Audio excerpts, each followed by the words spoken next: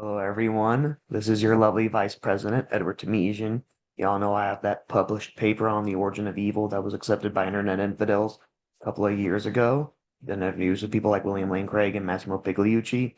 And today, for the third time, I'm going to be doing an interview with the legendary Dr. Vincent Torley, who John W. Loftus wrote about as well. And he has a recent publication. And for our first question, I'll be asking him about that and he can fill us in on the details and what the book is all about. So go ahead, Vincent. Why don't you tell us about that publication and what it's going to be talking about? Okay. Hi, Edward. Thanks for inviting me on your show again. It's good to be back. Awesome. Okay, so I've put a couple of articles up on the skeptical zone, which is where I sometimes publish articles. Um, and the first one is quite a lengthy one, but you might say highly topical in the field of apologetics. And it's titled Dr. Gavin Ortland's Defense of C.S. Lewis's Liar, Lunatic, or Lord trichotomy, and why I think it won't work on skeptics. Okay, so I came out with that article in January 23rd, 2023. I'll talk a little bit about that one, and then I'll talk about another article that I wrote more recently, but this one's bigger, so I'll spend more time on this one. Okay, so just by way of background, this defense of the liar, lunatic, or Lord trichotomy appeared on a show called Capturing Christianity, hosted by Cameron Bertuzzi, on August the 27th, 2022. And it's an argument that Dr. Gavin Ortland, who's a Baptist scholar, pastor, and writer, quite a learned man, makes in chapter 4 of his book, Why God Makes Sense in a World That Doesn't. If you've done any research into the history of the argument, as I imagine you probably have, you will know that C.S. Lewis's argument didn't start with him. It actually goes back to a Scotsman named John Duncan, who formulated the argument around about 1870 or thereabouts, and said that Christ was either a fraud, self-deceived, or divine. And there's an even earlier version of the argument which relies on a dichotomy, not a trichotomy. That goes back to the 4th century AD. And basically, the simple argument is either Jesus is God or a liar. Okay, now, to be very fair to Dr. Ortland, he considers some extra alternatives. What if Jesus' claim to be God was a legend? That's something that Bart Ehrman discusses, because Ehrman, of course, believes in Jesus as an historical figure, but like most critical scholars, doesn't believe that Jesus ever claimed to be God. Or what if Jesus was mistaken, but not mad, as Richard Dawkins thinks? Or what if Jesus was a mystic who claimed divinity in a pantheistic sense? Something like Oh, that. that's interesting. Okay. Yeah. And of course, there are some Jesus mythicists who believe that Jesus never existed in the first place. So all up, you can come up with around about 7 or so different alternatives if you want to. And Dr. Ortland did attempt to cover all his bases. I will give him credit for that. So in response to the mythicist claim, he said, well, basically there's no modern historian, or very few modern historians who actually think that Jesus didn't exist. And certainly no New Testament scholar who thinks that. In response to the mystic scenario, if Jesus had been a Hindu sage, it's possible that he might have made that claim. But he was born a Jew, so it's highly unlikely, to say the very least, that he would have been a pantheist. What if Jesus was mistaken but not mad? Well, Dr. Ortland argues that anyone who asks people to die for him, as Jesus did in Mark's Gospel, is not only mistaken but deluded.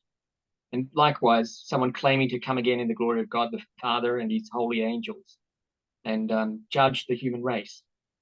Someone like that is not merely mistaken, but arguably mad, or at least deluded. Okay. What about Ehrman's claim that Jesus didn't really claim to be God? Okay, now this one here, Dr. Auckland answers by appealing to Philippians 2, verses 6 to 11, where St. Paul writes that Jesus was in the form of God, but didn't grasp equality with God, emptied himself into the form of a slave, and then God raised him and gave him the name which is above every other name. Okay. And also he appeals to Mark 2, where Jesus forgives sins, and Mark 14, verse 62, where Jesus says he'll come again at the right hand of God, things like that. And he thinks that adds up to a claim of divinity. I'll come back to that later. Yeah. All right, so that's how he responds to those ones. What about the claim that Jesus was a lunatic? Well, he says, lunatics don't usually attract mass followings that change the world for the better centuries later. Lunatics followers don't usually found hospitals and charities. And Jesus' liar, well, at his trial, Jesus incriminated himself. And the high priest asked him, "Are you the Messiah?" And had he answered yes, that would have got him convicted and ensured his crucifixion. He could have taken the easy way out and said no, but he didn't. So Dr. Auckland argues that this is evidence that Jesus was not a liar. Okay, so by default, the only option left is that Jesus really was who he says he was, according to Dr. Auckland. That's his argument. Okay, so I spent a bit of time on this, and I took a step back and I said, Christians really need to say what they mean when they assert that Jesus is God. I mean, on the face of it, that makes very little sense. You've got a human being with limited knowledge, and that human being is identified with an infinite being. Okay, so what do you mean when you say that? Okay, so in particular, what it seems that you're claiming, if you make such a claim, is that one person, one and the same person, can have two minds. A limited mind with limited knowledge and an unlimited mind with infinite knowledge. And on the face of it, that kind of claim is borderline unintelligible. Yeah, I won't say it's flat out nonsense, but I mean, if you heard it for the first time, you would think, what? Yeah. And then not only that, but you've got the Trinity, where you've got three persons sharing the one mind. And that's another thing that sounds very strange. You might think, how on earth can three persons have one and the same mind? Okay, now, to be fair, as I pointed out in my article, there are alternatives. Not all Christians think that way. One version of the incarnation is what they call kenosis, ontological kenosis, where God, or God the Son, gave up his divinity temporarily. But then I asked, well, how on earth can God give up divinity? God is supposed to be this unchanging being, an infinite being, and how can you stop being God if you are God? All right. So I found that made no sense at all. And another model that's been discussed more recently is by a professor and theologian in Hong Kong. He's also a philosopher, I believe. His name is Andrew Loke. He used to be a doctor. He's a very learned man, and it seems he's probably going to be the next William Lane Craig. That's my prediction. Yeah, he actually trained under Craig, and he's written a number of books on the resurrection, on the problem of evil, and on the arguments for God's existence, and also on Adam. So yeah, John W. Loftus. Yeah, I was just gonna say real quick. Yeah, John W. Loftus also studied under William Lane Craig in the 80s. Yeah, that's an interesting thing that not everyone knows. Yeah, I know. One reason why Craig won't debate him, I believe. But anyway. Okay, so getting back to Loke's cryptic model, Loke thinks that Jesus retained the divine attributes, but he didn't have conscious access to those attributes while he lived among us on earth. So he possessed one consciousness, but two minds. All right, now that's an interesting little theory, and it makes use of the idea of a pre-conscious mind or pre-conscious knowledge, something which we don't know until we try to access it, like our knowledge of calculus. That's an example he gives. All right, fair enough, but there are a couple of awkward questions. What happened to God's conscious mind, or God the Son's conscious mind, when he became man? All right. So supposedly God has only one mind. So there's a problem there. And then there's Mark 13, verse 32, where Jesus is talking about the day of judgment. And he says, of that day, no one knows, not even the angels of heaven, not even the Son, but only the Father knows. Okay, so it seems that the content of the Father's consciousness is different from the consciousness of the Son's mind. Okay, so that invites the question, how can two persons share the same mind but be conscious of different things? Or if they have different minds, then doesn't that sound like polytheism? Okay, Father and Son have got two different minds. In that case, you would say surely they're two different gods. And actually, strangely, the latter seems to be Luke's view. He writes approvingly, citing a theologian named Moreland, of a view of the Trinity where God has one soul, but different sets of rational faculties. I presume he means by that different minds. So the Father and Son would have actually two different minds, but they'd share one soul, whatever that means. I'm a bit puzzled by that because to me, soul means life principle. Yeah. And if you're an animal, I could understand you having a soul, but if you're a pure spirit, what on earth could soul mean if not mind? I don't know. Yeah. And also there are passages in the Bible where it actually speaks of God, the mind of God. So Romans 11 verses 34 to 36, for example, speaks of the mind of God. So that would seem to indicate that God's only one mind, according to the Bible. So I don't know how Luke handles that passage. All right. I imagine he's got an answer to that. So yeah, I'm trying not to do him an injustice. But anyway, on top of that, you've got the fact that the Bible itself doesn't seem to speak of Jesus having two minds. Okay, so in the Garden of Gethsemane, he prays to his Father, not my will, but thine be done. Okay, and he doesn't say anything about his divine will and his human will, but not my will. And if he's only got one will, then you would think, presumably he's only got one mind.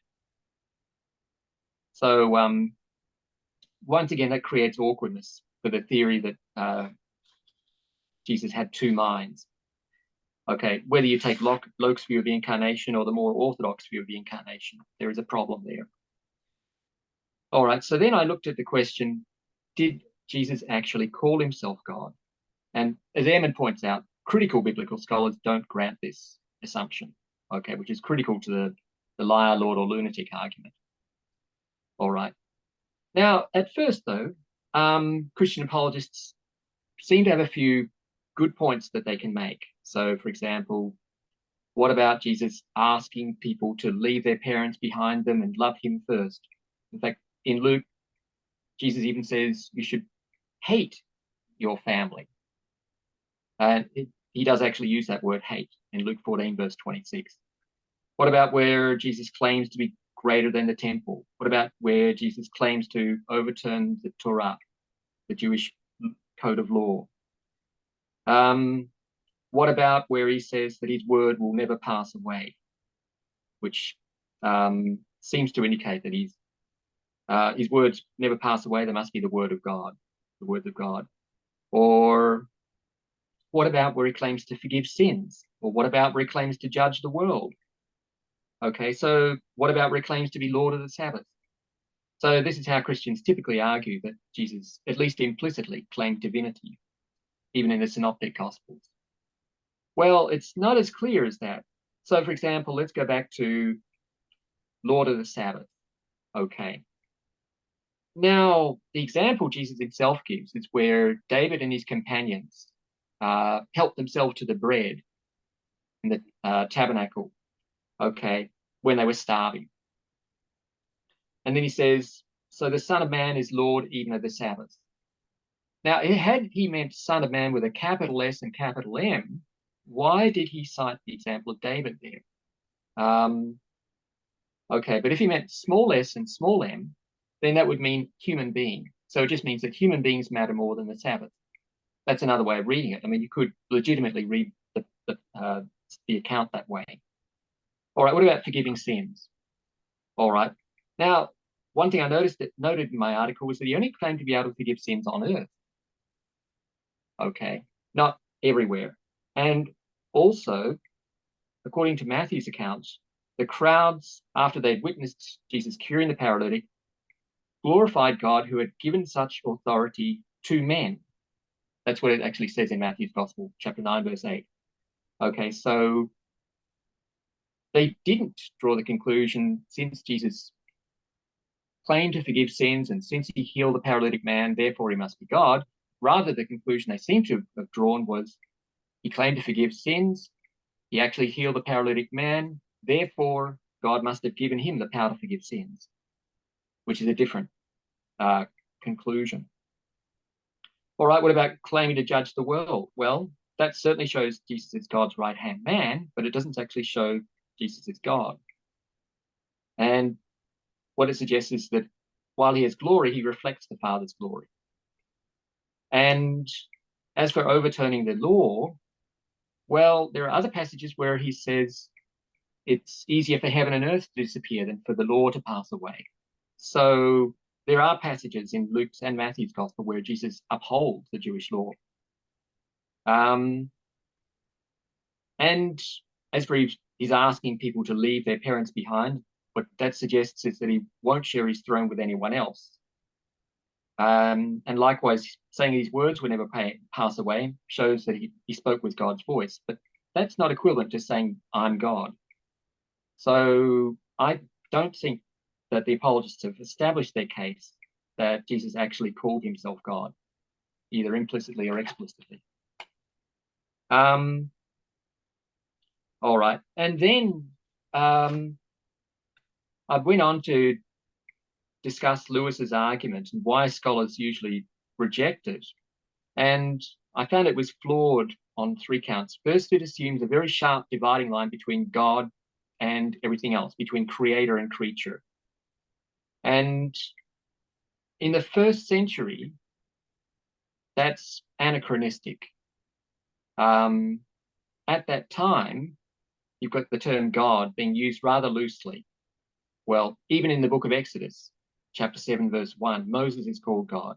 In the 1st century, you've got the Jewish thinker and philosopher Philo calling stars and planets gods. Even in the 3rd century, you've got the Christian theologian Origen calling David and Paul gods. So the word God, it was at times used rather loosely. All right. Actually, Mormon theologian, or Mormon thinker, I should say, Daniel McClellan, actually argues that it was not until the late 2nd century that there was a sharp dividing line drawn between creator and creature when the doctrine of creation ex nihilo appeared. Okay. All right. The second assumption that Lewis's argument makes is that the divine name, the name of God, can only be used by its author, God.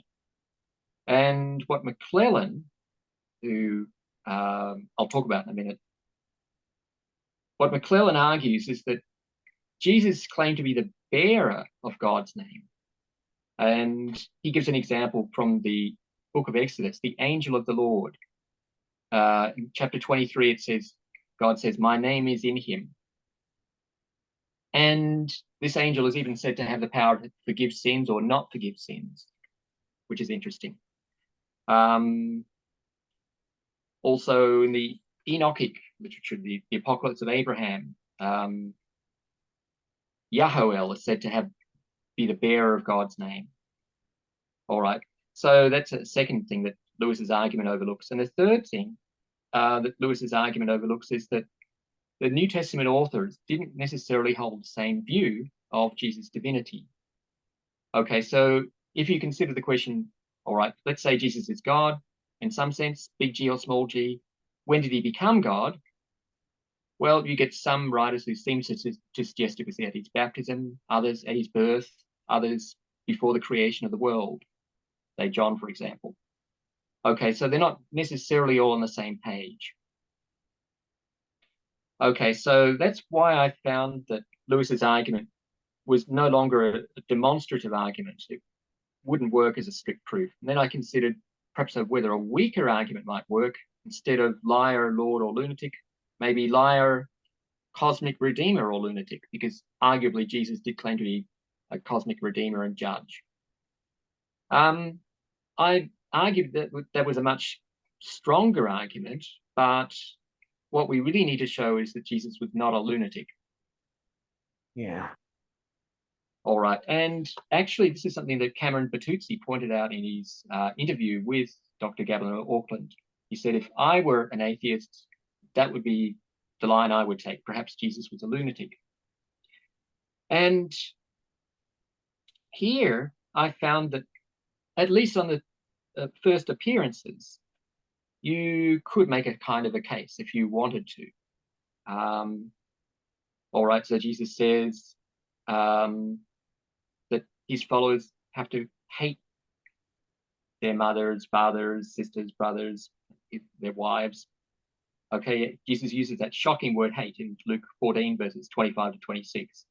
In Matthew's Gospel, chapter 10, verses 34 to 37, he says he's come to turn a man against his father and a daughter against her mother. I mean, you sort of wish in a way that he hadn't said that. Okay. He praises in Matthew's and Luke's Gospel those of his followers who have left their house or their wife or their brothers or their parents or their children behind. In Matthew's Gospel, chapter 8, verses 21 to 22, he says to a man who's just about to bury his father, and before following Jesus, he says, follow me and let the dead bury their dead. Okay. Now, what about his claim to be judge of the world? Well,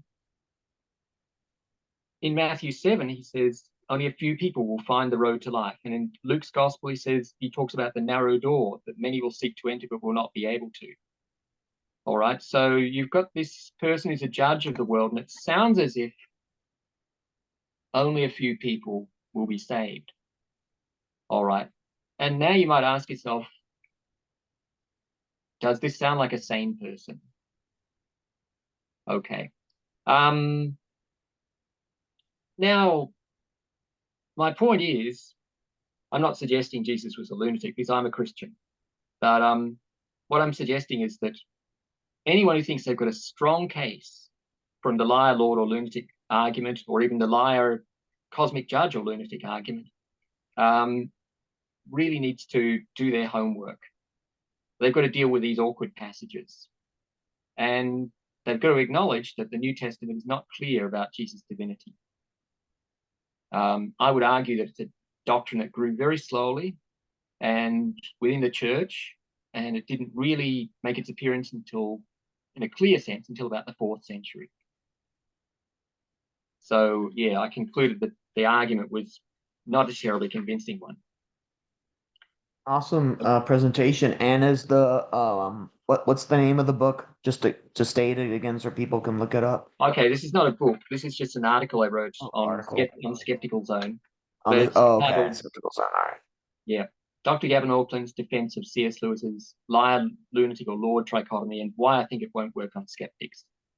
Okay, so awesome.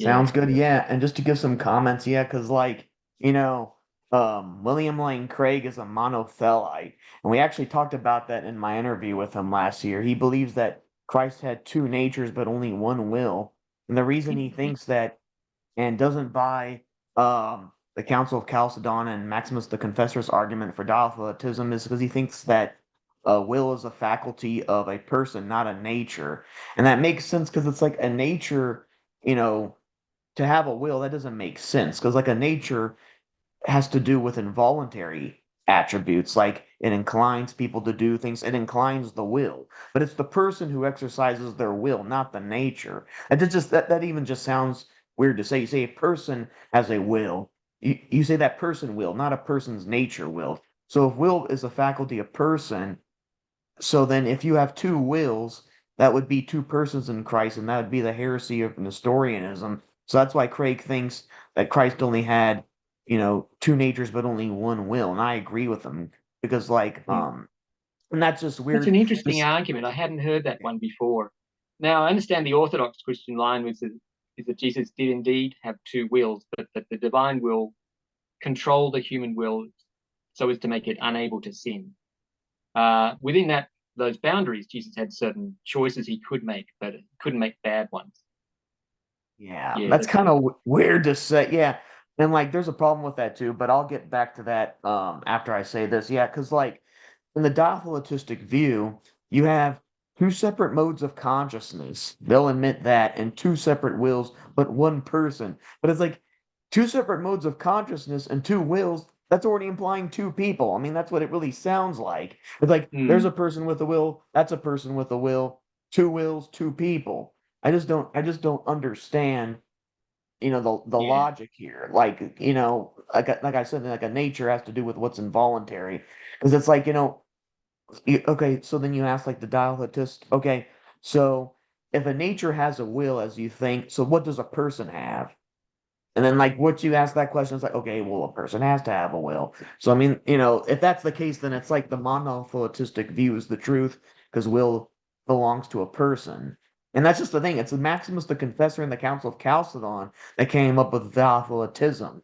It's not in the mm, Bible. I mean, there's no evidence of Jesus speaking about his wills in the plural. He never yeah, says my human will, my divine will, in other passages. Oh, see, he's talking about two different wills. And even in the Garden of Gethsemane, I didn't need yeah, Craig to point out that, Jesus is contrasting his will with the Father's will, like not my exactly. will, but your will. He's not contrasting his human will with his divine will. That's clearly not in there. Mm. Yeah, and then Yeah, so there are real difficulties, yeah. huge ones. Yeah, and then it's a fact of you said the point about the Dogmatist saying that the divine will controlled the human will not to sin. But that wouldn't have to happen for his human will not to sin, because in order to sin, you need a disposition to sin. Without like I argued in my paper that you read, without Yeah, a motivation to sin, you have no reason to sin. And I mean, and it's just like some people will say, well, even without a sinful motivation, there's still perfectly normal desires that can get you to sin, like Adam with secret knowledge. Like obtaining secret knowledge isn't a problem, so that could get him to sin. But that's clearly false because, like, going back to Christ, Christ had perfectly normal desires. Like when he was tempted, he was really hungry when he wasn't tempted to eat the bread.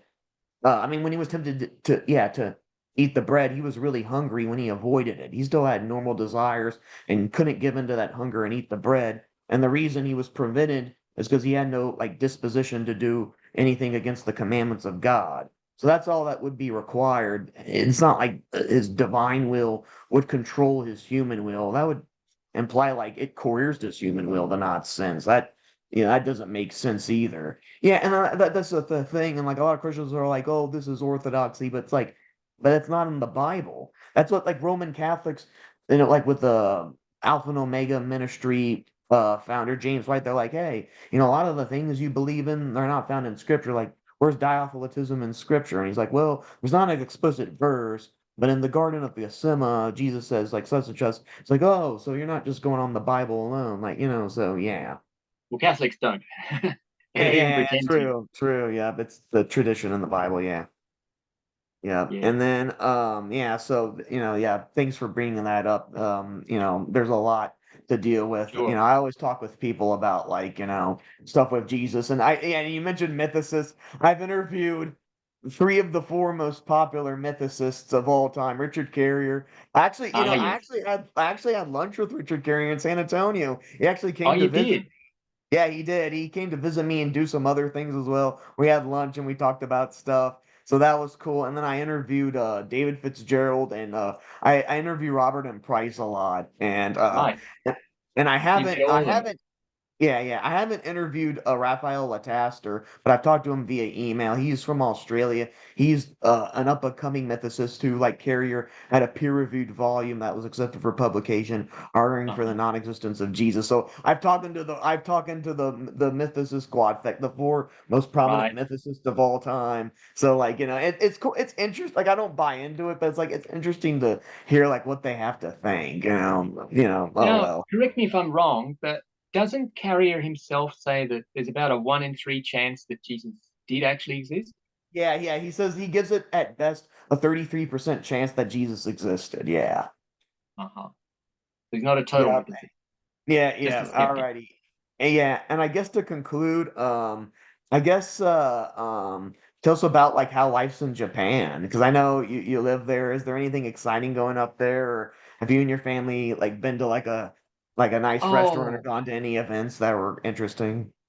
okay. So right now, the cherry blossom season is just drawing to a close. If you go outside, you can still see the cherry blossoms on the trees. I mean, it Nice. lasts That's for about 3 weeks or something like that. dang. They're gradually falling off the trees, and I imagine in about a week or so they'll be gone. Um, it's spring over here, and the school year is just starting. So in Japan, the school year starts in April. I believe in America it starts in September. Is that right? Yeah, yeah, that's true. Yeah. Uh-huh.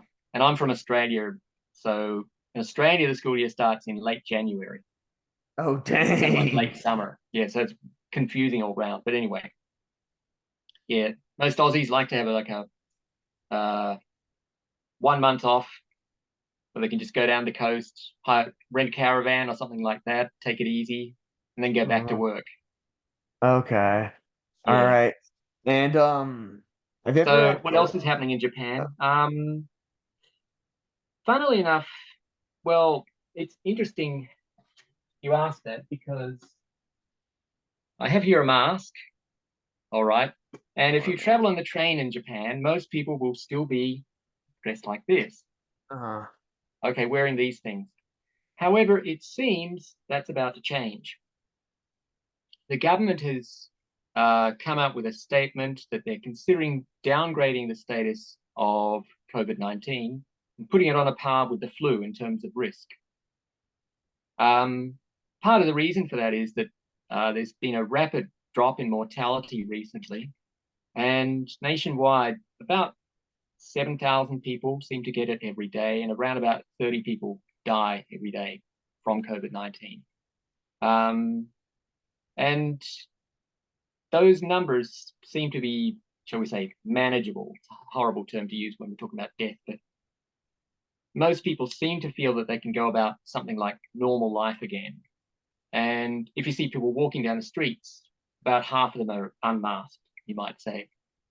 So I would imagine within about the next month or so, when the government officially decides to ease its regulations, you'll probably see a lot of Japanese people dispensing with masks once and for all. I imagine where you live, no one wears them anymore. Is that right? yeah, it's like two-thirds of people don't wear them. Yeah, I Uh-huh. think only people who work in the restaurant business wear them, and even then, just sometimes. So yeah, it's gotten better Right. over here. Yeah. Awesome. Um, there's not much else happening at the moment in Japan. Yeah, things are Have you kind of ever quiet. had Kobe beef? COVID beef.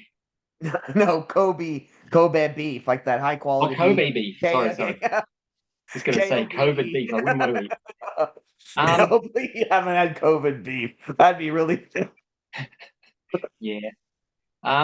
I should say I don't actually eat meat myself.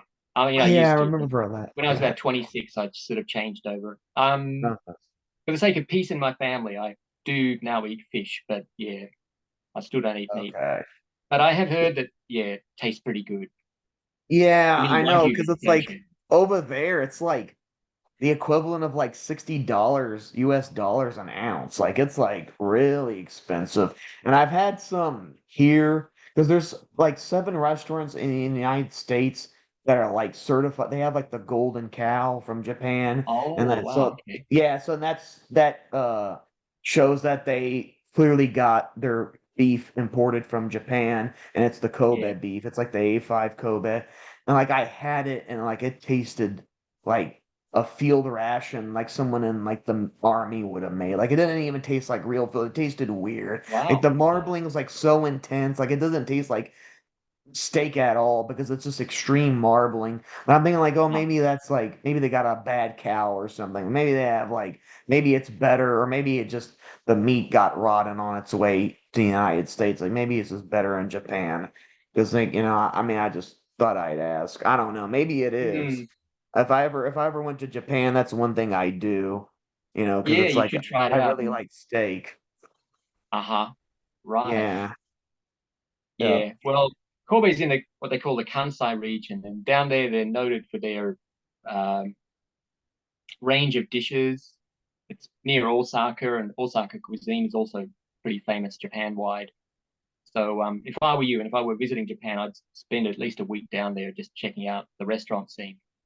Sweet. Yeah, Yeah, I a know lot they of got different like places. really good food, and I Yeah. want something different. Yeah, and then yeah, I guess to end it off, I've been watching some shows on Netflix. I'm sure you've heard of have you heard of Alice in Borderland by chance? I've heard of it, but I must admit I'm not the best person to ask about it because I get home at night around about 10:30, 11 o'clock, and I usually leave home around about 7:30 in the morning. So there's I very little just TV that I actually watch. But I watched a YouTube video clip of something that looked like the beginning of the show and how they all enter this building and find themselves inside this game. And the yeah, premise of yeah. that struck me as very interesting.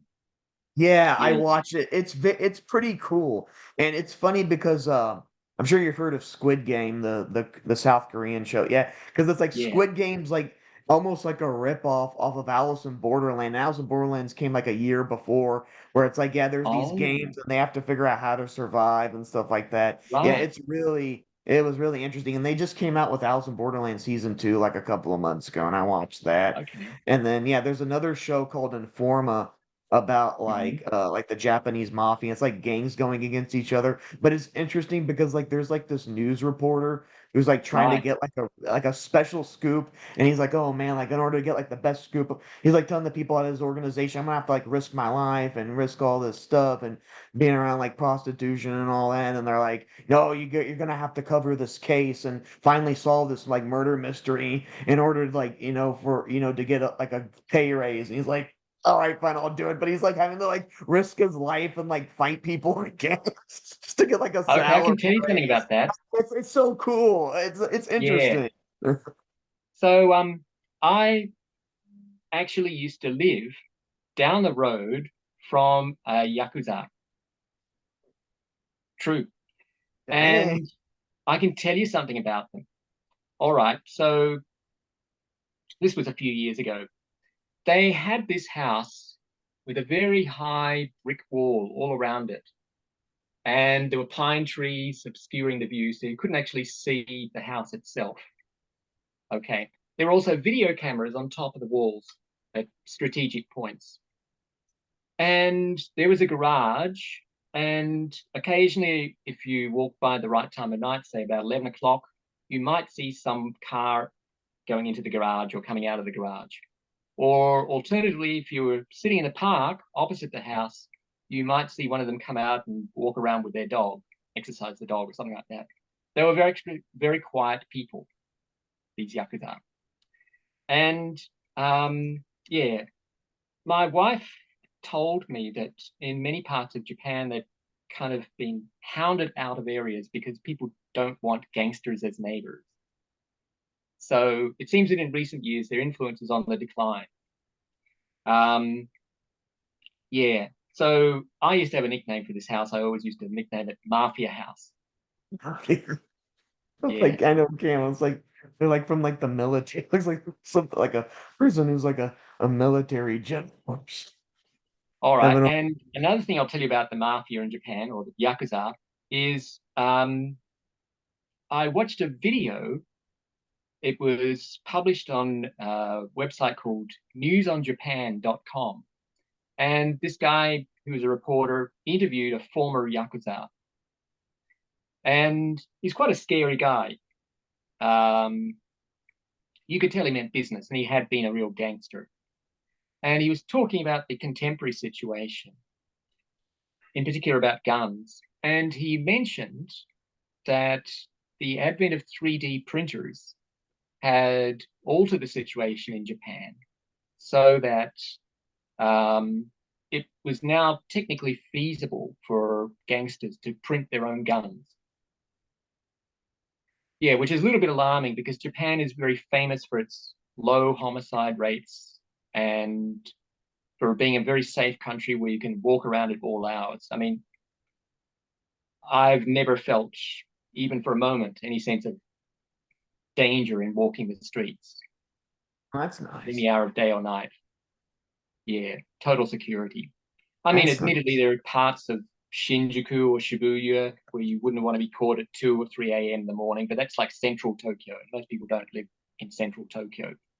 Yeah. That's So, yeah, that's nice. Yeah. yeah, I live Awesome. around about 40 miles from Tokyo. Okay. All righty. Yeah, that sounds good. All right. Yeah, and I remember there's these two YouTubers who like did they were actually from Canada and they came to South Korea to like teach English and they would always do interviews about like they'd interview like South Korean pop stars because they got that popular and would do like segments where they talk about K-pop music videos and then they moved to Japan and they're like, "Oh, we love it here." Because like the living expenses are less and like the food's better and all that. So I was like, and they even like, since it was the living expenses were easier to deal with, they like had enough money to hire a translator and stuff like that. So Oh, wow. that's good to hear. Yeah. Yeah. All righty. Well, yeah, thanks a lot for doing this interview with me. And Oh, it's been in a really nice couple, talking to you, Edward. yes, thank you very much. Yeah, in a couple of minutes, I'll go ahead and, record this and send you the link and I'll publish this on my Freethinker podcast. All right. You're welcome. All righty. Thank you. You have a good Have a day. great day. See you later, Edward. Yeah.